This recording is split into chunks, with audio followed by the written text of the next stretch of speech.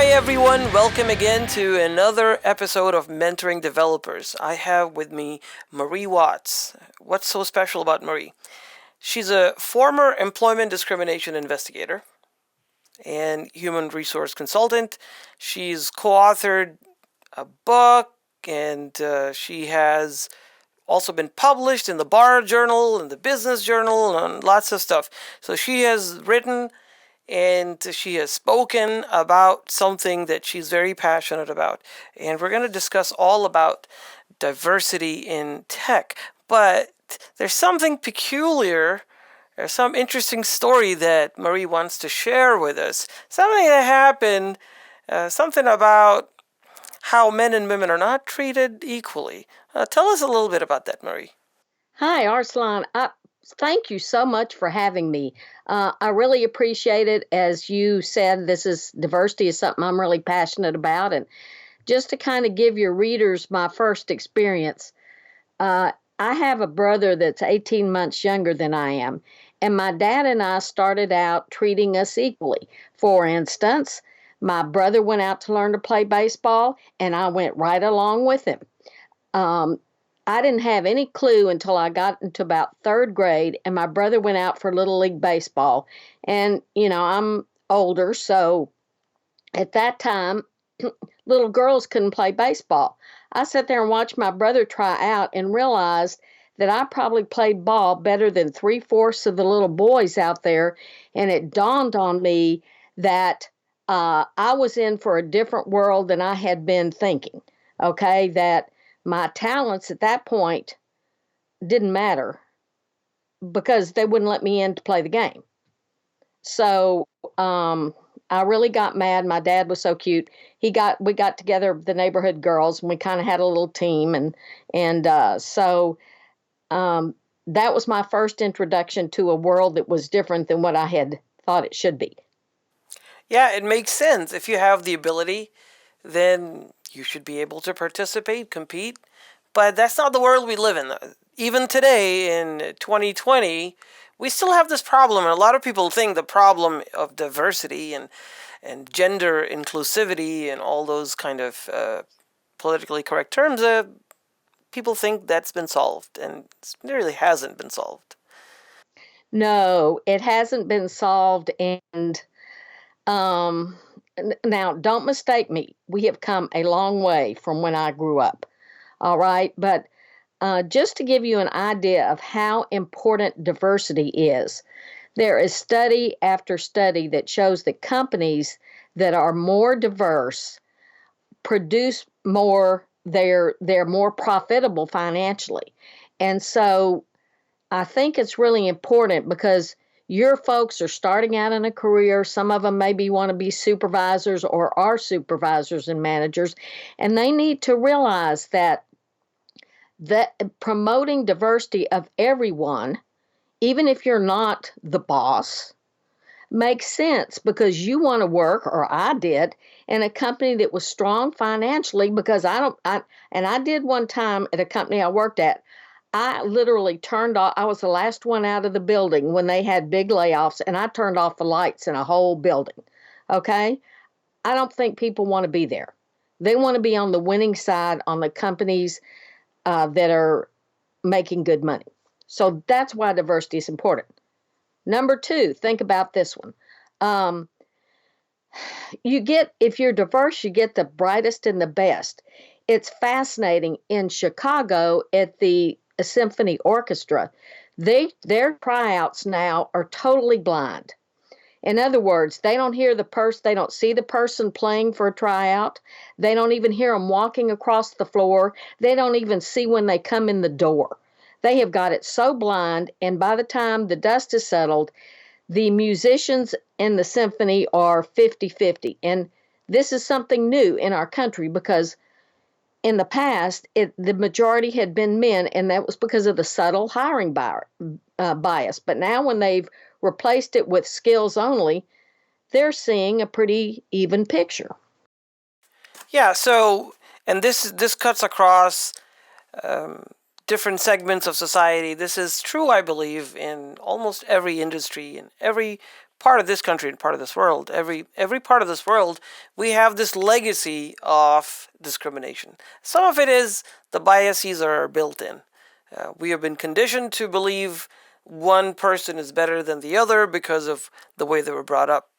And this is not exclusive to America, but we are such a we have such an impact on the way the world thinks about it. I think this will be important for our European listeners and our other listeners from other countries to know that there is progress being made, but there is still more progress.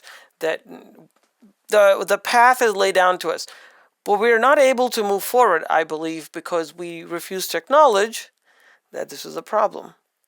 Right. So tell me a little bit about your experience as you went through when you were growing up and as you got into your workplace. How did you perceive this bias and how did you overcome it? Probably the rest of the workforce. In 2018, women just held 25% of the computer and mathematics jobs.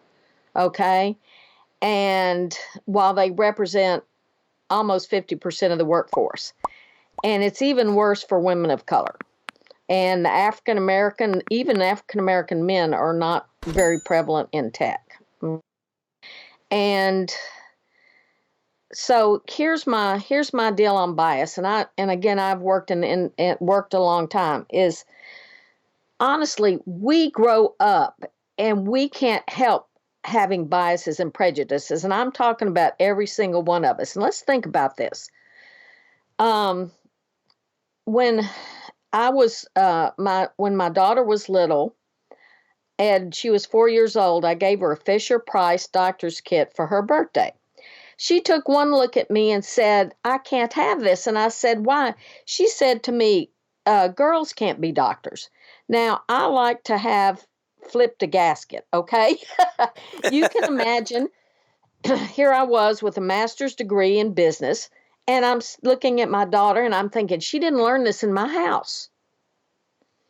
And then I had to realize that every time I had taken this child to a doctor, she'd seen a man. Okay? Yeah. Okay, fast forward. I have a grandson. At 2 years old, he was getting potty trained, and he was at church, and he messed up his pants, and so they didn't have anything but a pink diaper to put on him. He went ballistic. At 2 years old, he already realized that pink was for girls. Wow. Okay?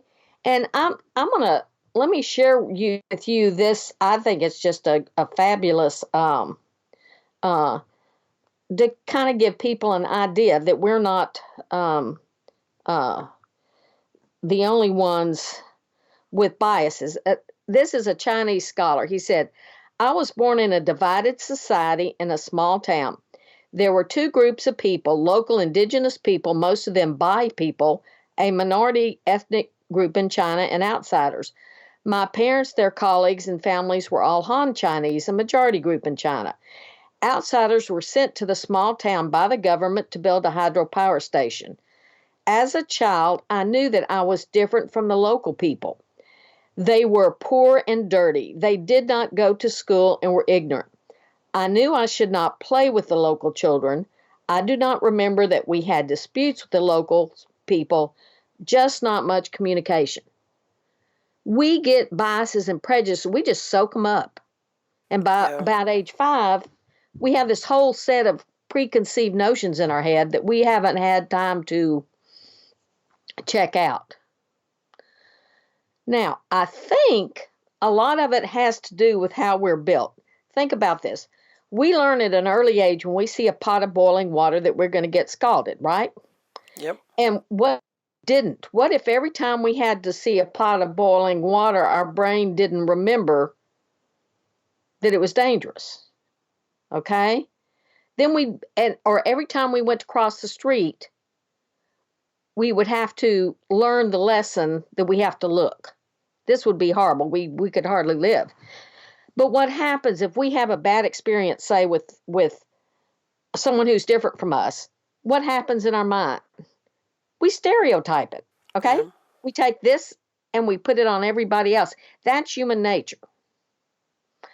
So the issue, Arsalan, is how we need to own up to them, recognize them, and then we have to do something about it. Yep. So first of all, we acknowledge that this is a problem. The problem is natural. It's okay to have a bias because it's natural, but we can work on it. So it's okay to. Absolutely. It's like a human condition. Jealousy. Jealousy is bad, Mm-hmm. but if you Mm-hmm. have feelings of jealousy, you just proves you're human. So now you have to work on it so that you can it doesn't affect you other people negatively. So Absolutely. one of the problems that happens right now is that we believe that in principle we believe there should be diversity, but then when it comes time to hire people or to promote people, we look at them, we say, we have two people, kind of they seem equivalent to us, but one person is a dominant alpha male and the other person is a female, for instance, and we say, that person is probably more dedicated and is probably going to be by my side more.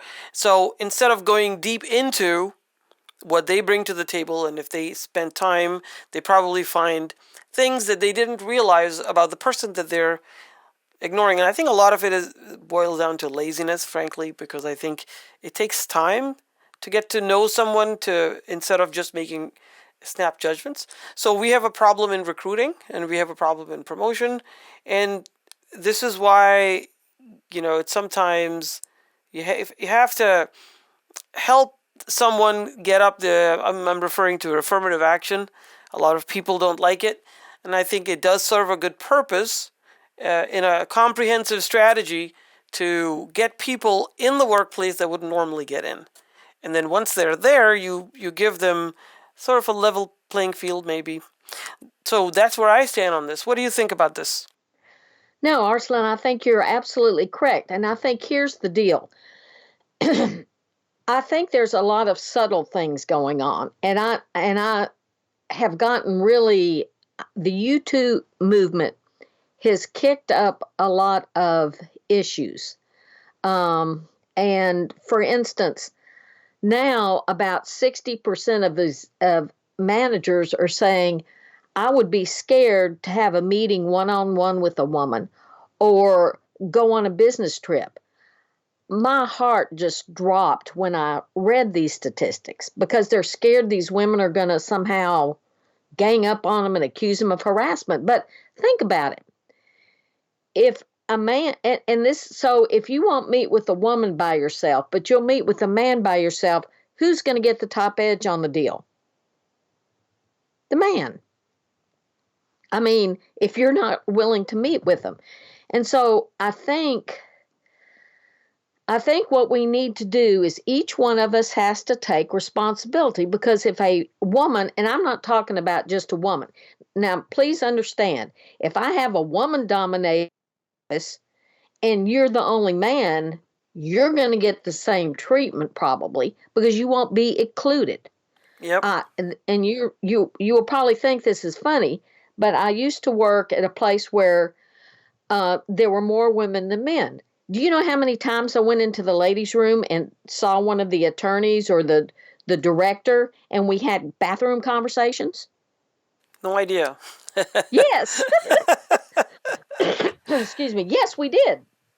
Okay. Okay, so and men do the same thing, and so you think, okay, well, if I do that, who am I leaving out? Who's not getting Ah, included? I get it. Okay, as little things as um, the buddies are going to lunch, but they don't invite someone who's different. And I'm not saying, it could be if you're in a female dominated workforce, you don't invite the woman, you don't invite the person of color. Or I've seen it where there have been people of color and they exclude the white person. So I mean, when Yeah. I'm talking diversity, I'm not just hitting the men for the women's issues because it's an issue of power.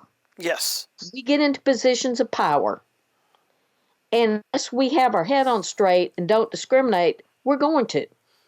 Yeah, I think for me, having worked in the industry for many years and different environments, big and small companies, and worked in very diverse workplaces and completely not diverse workplaces.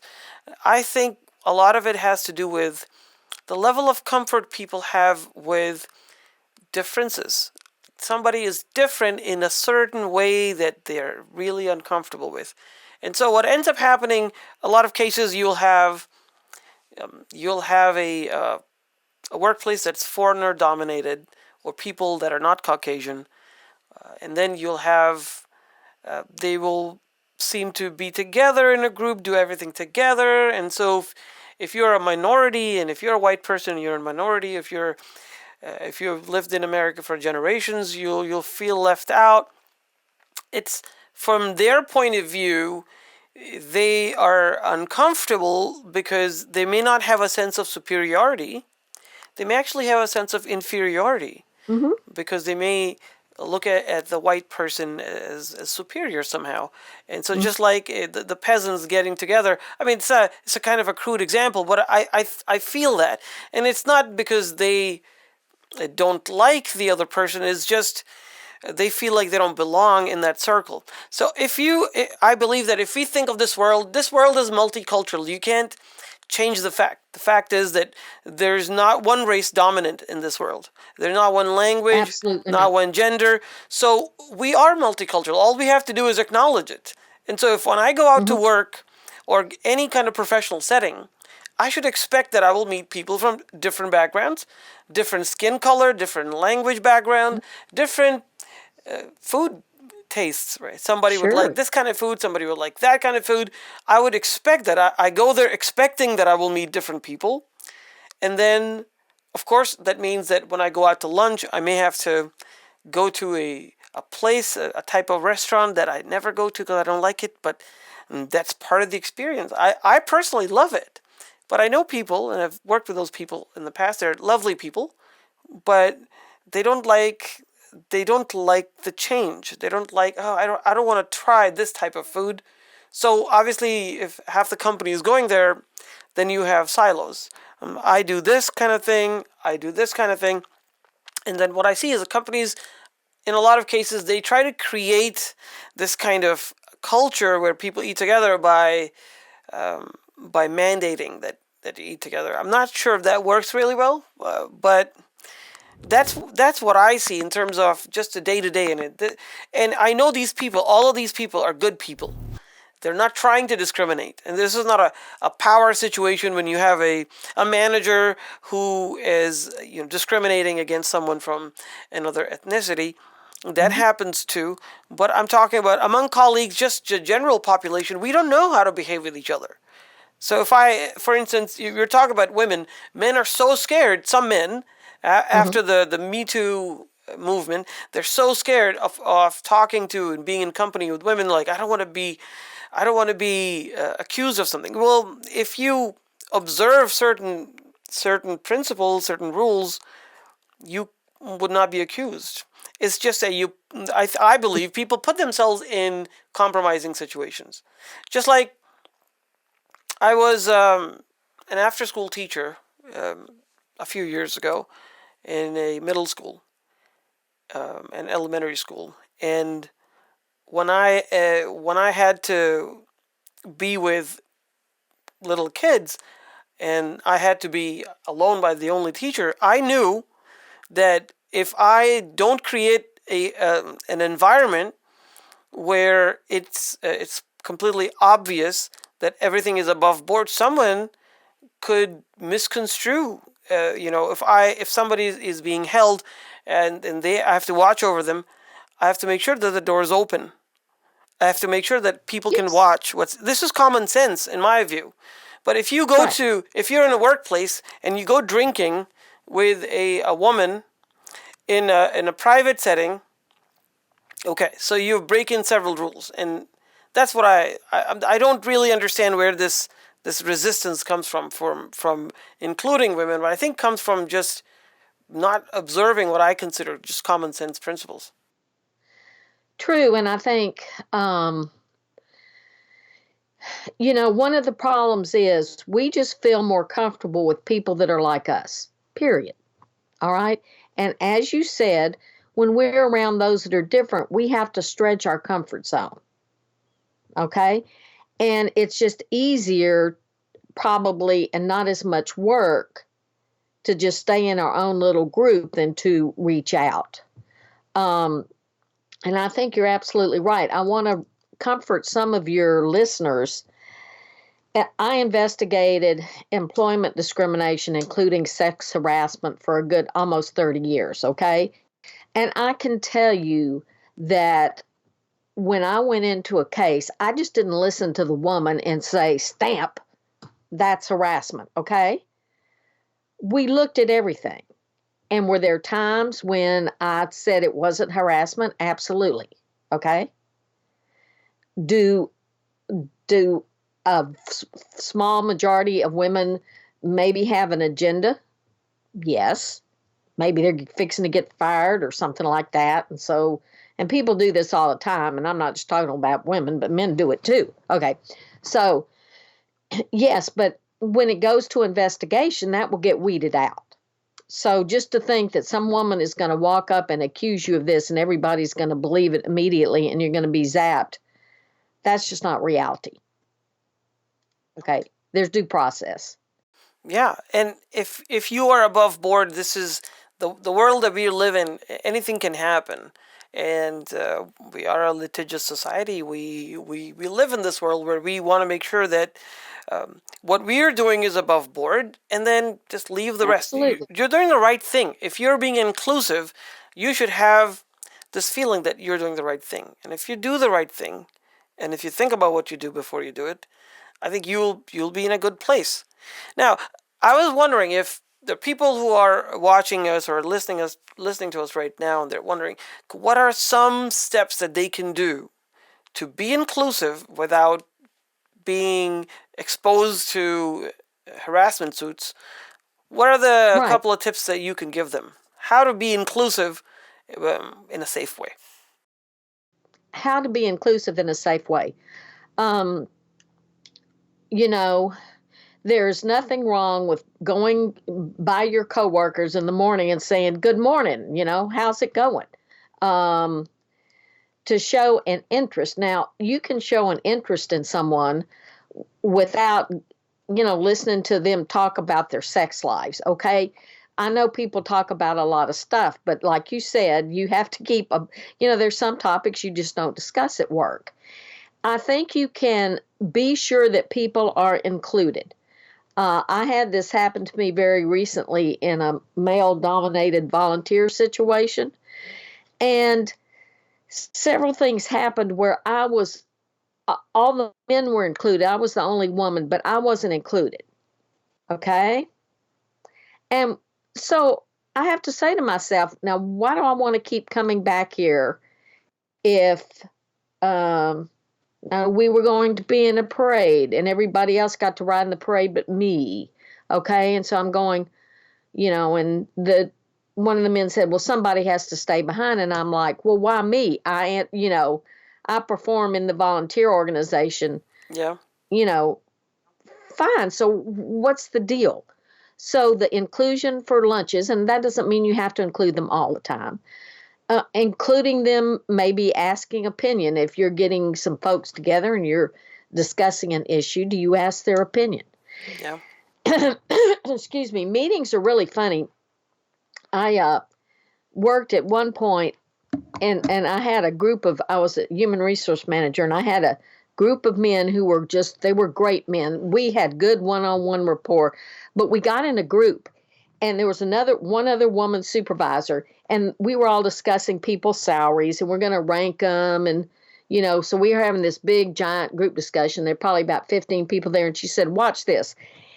And she spoke up, and they just ignored her. I guess they didn't hear her voice. They didn't connect that she was trying to talk. And we both burst out laughing. I've had that happen to a meeting where I kept trying to say my point and almost had to stand on top of the table and jump up and down. I don't think it was because the men disliked me, okay? There was just something about it. And so when you're in a meeting and you've got people who are different, you need to be aware, okay? You need to listen, are they trying to speak up? Give them a break. Let them speak up. Yeah, I think this is something that I have learned my experience as well. Especially in large meeting and established companies, you find that you're just it's like you're invisible, and you have to. From Mm-hmm. what I've learned is that I have to project. So when I'm in a meeting, I'm loud, and I feel that sometimes I've been discriminated against, but I don't take that personally as something that would bring me down, because there's many reasons to discriminate against me. But I know one thing: when I have something to say, I do say it, and I say it loud. That's something I've Mm-hmm. learned. Being loud and projecting is a very important tool, and they can ignore it. They still ignore me sometimes, but at least Yeah. I did what I thought was right, and because I'm trying to do the right thing. If there's something needs to be Mm-hmm. said that nobody's saying it, I'd like to say it. But from a management point of view, I think it would be great to for a manager or someone in charge of a meeting to point out, "Hey Mary, hey Marie, well, do you have something to say on this topic?" And just call them out, make everybody listen to them. And instead of them having to gather up enough courage to say something that they're thinking about, they're not sure if they should say it. That's not easy for everybody, especially if That's their correct. entire lives nobody's listened to them, and they've been made to believe that someone has to give them permission to speak. That is a very common thing among uh, even some men, but certainly among women and minorities. They need permission from somebody. I am the rebel, right? So I go and I speak my mind, and a lot of times it works really well. Sometimes people just don't understand it and they just ignore it anyway. But um, I I have enough self confidence that I believe in my own ideas, so I can speak them up even if they're unpopular. And I'm not worried that I'll lose a job. I may lose a job, but I have enough conviction. Not everybody's like this, and they may have good ideas, or you may cultivate ideas. You may be Yes. that initially they don't have anything to say, but in every meeting you ask them specifically or give them an opportunity. Make everybody pay attention to that person, and after a while they may say, "Hey, maybe I should. This is something I've been thinking about. Maybe I should say that." They'll gather up the courage. If we don't make an effort, the problem is if we don't make an effort to make it happen, it ain't gonna happen. That I think is people don't Absolutely. understand that. People say, "Saw my problem, saw my job. If they're good enough, they'll be, they'll rise to the top." And if people that are different from us, maybe minorities, women, and older people, younger people, whoever your choice of discrimination that week. It's if you are there and if you say, "I want people to be out there and fighting for their chance," right? This is the culture that we live in. Like, you have to fight for it. So if you're not fighting for it, you don't want it bad enough, you're not going to get it. So if you're not asking and fighting for a promotion, you're not putting yourself in there and doing this extroverted type of thing where you go in and you force them to give you a promotion, you're not going to get it. And that requires a certain type of personality. Most people are not like that. And so we're leaving all of these people out of the loop. So what do you think about the idea of making helping people just pull them up a little bit and put them in the spotlight, believing in them, even if they don't believe in themselves? Not yet. You are absolutely right. And I'm reminded at one time, and we all have to remember that there's a difference between new immigrants, those that are second generation whose parents, they were born here, and third generation. I remember having an African American supervisor come up to me, and she was so angry because she had two um, Vietnamese immigrants working for her, and they were Vietnamese or Chinese. And she would say, "I told them to come to my office, and they didn't tell me they were there. They just sat there." Okay. And she was just furious because they weren't taking initiative. And I had to explain to her, let's sit back, and you're the boss and you're respected, and they're not going to be, you know, pushing and doing all this. They waited respectfully. You told them to come, and they waited in the lobby respectfully. Okay. So, yes, sometimes it's just cultural differences. Sometimes it's how you were raised, but you are absolutely right. It's the it's treating everybody with dignity and respect. I respect you. I may not like what you say or do, but I respect you as a human being. And so I'm going to treat you respectfully. And, and I'm going to include you in things that happen. And I'm going to give you a chance to voice. I'm going to make sure that there's uh, a playing field where you can voice. Like you said, your culture may not have told you to jump up and down and yell, okay, to get yourself heard. But guess what? You've had to learn to do that. And we may have to mentor people to get them to, because my thought is not to jump up and down to get heard. But when I'm like you, I finally realized that I'm in this meeting and they're not going to listen to me until I jump up and down. I finally did, but that didn't feel good. Okay, that was not comfortable for me. um Yeah, and I don't think that it has to be comfortable. What we have to do is you have to create an environment where people of different personality types can also thrive. Not just the aggressive alpha male types who are always pushing. And so the ones who is going to be the loudest, the ones who's going to be the brashest, and the one who's the most aggressive will get promoted because that person has the drive and the passion. That's not true always. And women have a lot of qualities. A lot of times women make the best managers, I think, better than men yes, because they've been managing their lives for so long. They've been managing children. They've been managing so many things. They know how to get the best out of people, and they have a lot of patience that and men tend not to have. And again, that's a stereotype. Not every woman will be like this, but absolutely. what we need to do is look at people as they are.